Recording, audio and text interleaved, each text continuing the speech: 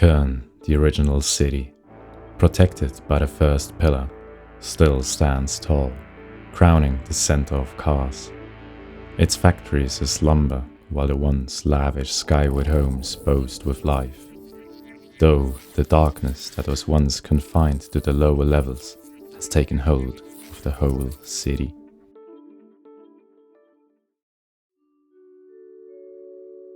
A lot has been lost during the oppression, and the once beautiful districts of Kern show the signs of humankind's struggle with the world and itself. What little is known of our past has been passed down through oral history.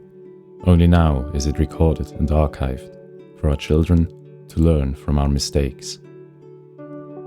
It is said the first pillar was built by our ancestors, long before the search had happened. Kaars must have looked far different back then, no larger than a small village. But after the search, space was limited by the reach of the pillar, and our ancestors started conquering the earth and the sky. Kaars was split in two, and became the city now known as Kern. Originally, its bottom floors were inhabited by factories, pipelines and mines, while the population lived in the upper, sun-kissed quarters. But time and conflicts have eroded this border. Most factories and pipelines have lost their function and have been repurposed for homes and workshops. The skyward districts, though still sun-kissed, are now riddled with dim alleys, strange smells and sounds. But humanity wasn't kept captive by the original pillar for long. Around a century after the search, our forefathers unraveled the mystery of the pillar and gained the knowledge to reproduce them. The first expansion started, the reclaimed land mainly used for farming to keep the growing population satisfied. While the expansions continued, the farmland and its inhabitants were slowly driven out into the periphery. The upper classes had recognized the beauty of living outside the cramped city and began to build their mansions in the region of the first expansion. The population slowly became separated. Unrest between the city and the periphery began. The years that followed were shaped by revolution, war, oppression and famine. Only now is Kaars recovering, uniting its people once again, working towards a common goal. Okay, this week was hard, and to be honest, I hate the final result. I wanted to define the building style of Kaars, but I quickly realized that will be a longer task. As you have seen previously, Kaars can be divided into three districts: the origin, the first and the second expansion, with each district having different materials at their disposal and different styles.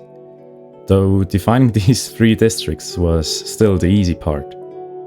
If you've watched my first video, you may remember that the goal of this project is not only world building alone, but for me to get better at painting and photo bashing. So with this intention in mind, I tried to paint the building style with values. And to be honest, I think the sketches I made are not even that bad.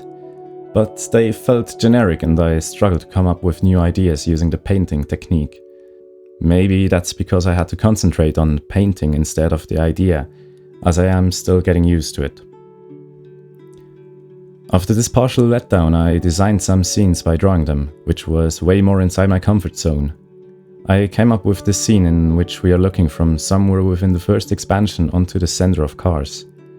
And as I have done in the previous two videos, I wanted to flesh it out a little more to have a cool intro frame to depict the progress made during this video. Initially, I wanted to create this final image in 3D, but I quickly realized that this would take way too long. Additionally, I remembered that I want to get better at painting, so I switched back to Photoshop.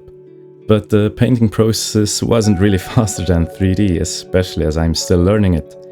So I decided to incorporate photos to help with the details. Now, if you look at the image, you most certainly recognize what it is, but I really don't like it. It just looks bad, but I didn't have more time, so it has to be enough for now.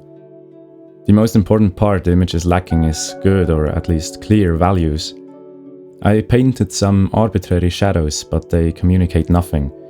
So for the next video I want to practice the use of values by analyzing others' work and studying from photos.